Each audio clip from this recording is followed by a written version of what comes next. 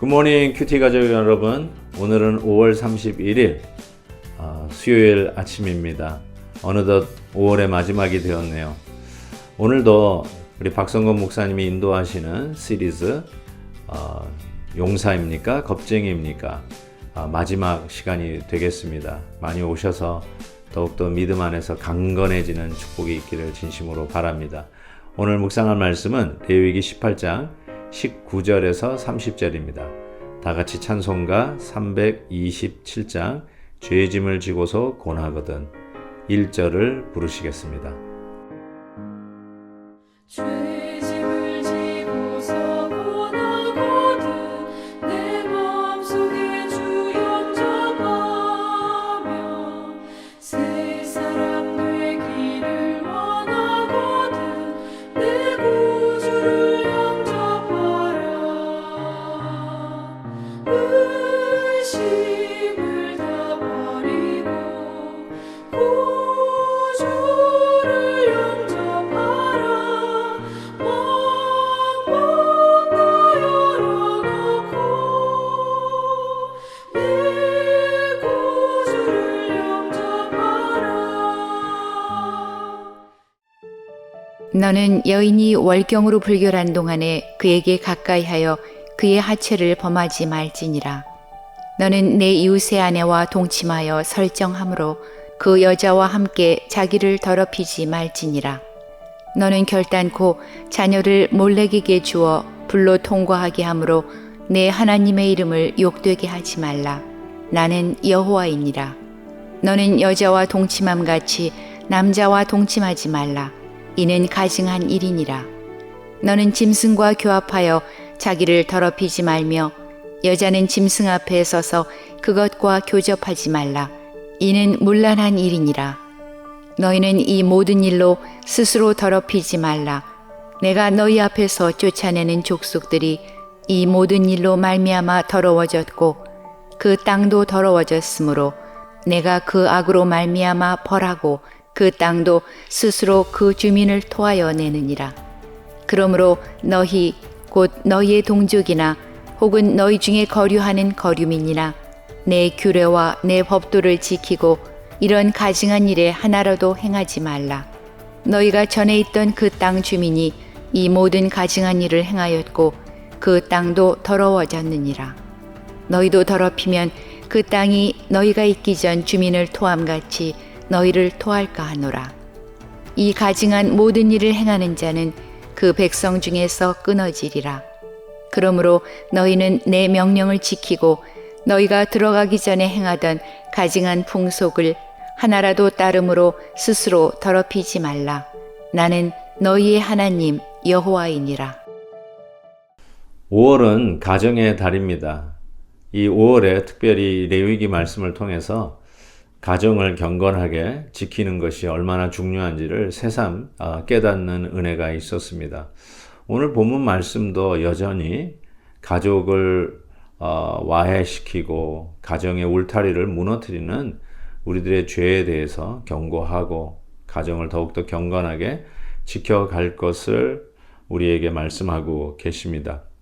오늘 말씀 속에 특별히 21절 말씀에 이런 말씀이 있죠. 너는 결단코 자녀를 몰렉에게 주어 불로 통과하게 함으로 내 하나님의 이름을 욕되게 하지 말라라고 하나님은 경고하고 계십니다.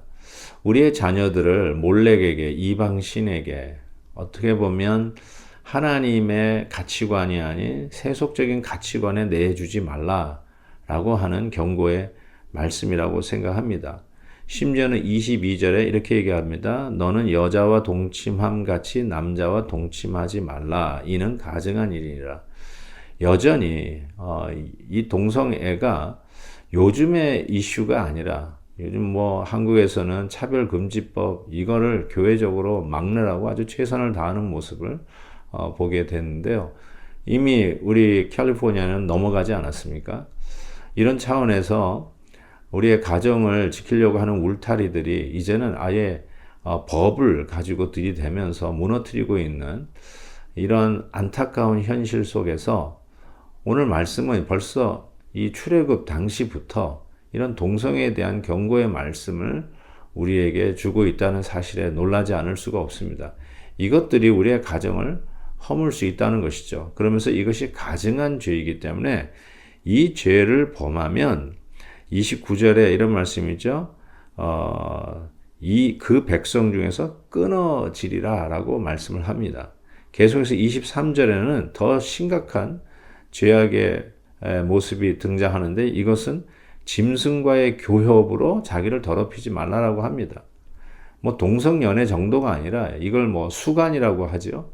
어떻게 짐승과 이런 성적인 관계를 맺을 수 있겠습니까? 이것 또한 가증한 일이다. 이런 범죄를 할 때에 백성으로부터 끊어지리라 라고 말씀을 하고 있죠. 그 결과가 무엇일까요? 25절 보십시오. 그 땅도 더러워진다 라고 이야기합니다. 인간의 죄로 말미암아 땅이 오염이 된다라고 이야기를 하죠.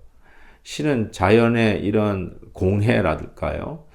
뭐 한국에 있는 이런 미세먼지 또 여러 가지 이 황사 현상들이라든지 또 바다가 기름으로 오염되는 모습이라든지 여러 가지 이런 걸 보면은 이것이 전부 다 인재 아닌가요? 사람들이 잘못 자기의 욕심대로 쓰다 보니까 자연 또한 파괴되는 현상을 볼 수가 있습니다.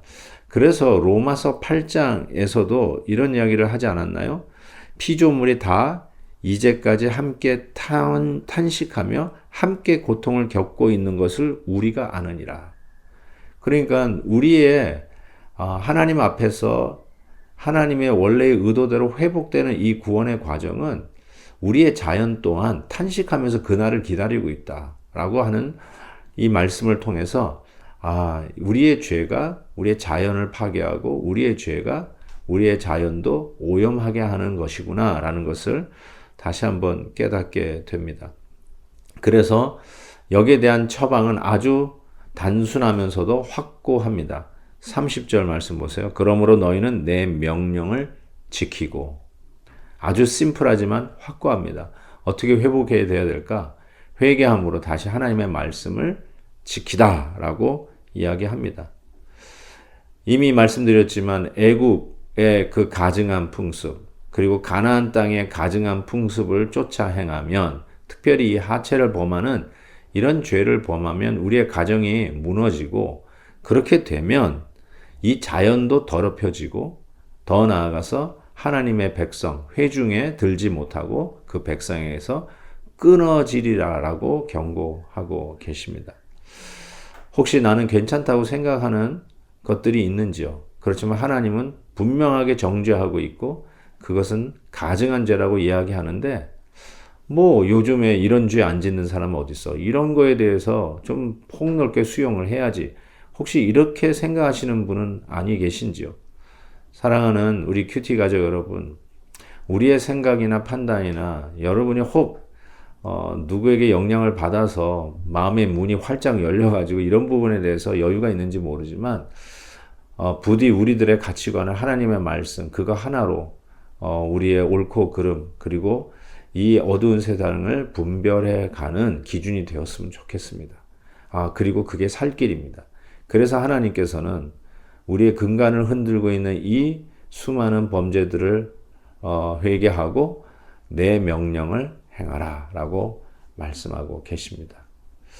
오늘 큐티인에서도 이렇게 같이 나눴는데 정말 우리가 하나님의 말씀을 즐겨 행하는 자들인가 라고 도전하고 있습니다. 시편 119편 103절에 주의 말씀의 맛이 내게 어찌 그리 단지요.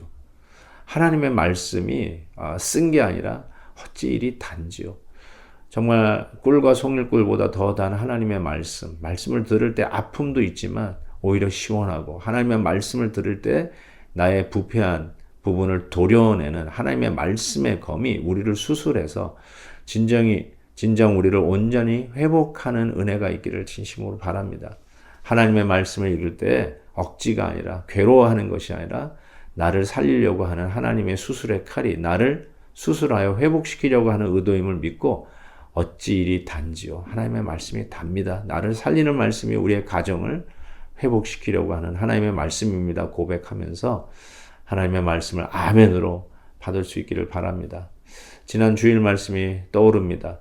예수 잘 믿으십시다 라고 강사 목사님이 설교해 주셨는데 정말 우리가 예수 믿는 수준이 아니라 잘 믿는 우리들이 되었고 우리의 교회가 우리 가정이 되었으면 좋겠습니다. 하나님 아버지 오늘도 말씀으로 우리의 가정을 허무는 죄로부터 우리를 지키시기 위하여 나의 명령을 지키라 단호하게 말씀하신 주의 말씀을 아멘으로 받습니다. 혹이라도 우리가 괜찮다고 생각하고 있는 죄가 하나님이 분명하게 타협함이 없이 죄라고 말씀하셨는데도 우리는 이 분별을 하지 못하고 있는 것은 아닌지요. 하나님 다시 한번 경건의 척도는 하나님의 말씀임을 고백하며 말씀대로 행하는 저희들이 되게 해 주옵소서. 예수 그리스도의 이름으로 기도하옵나이다. 아멘. 내일 또 뵙겠습니다.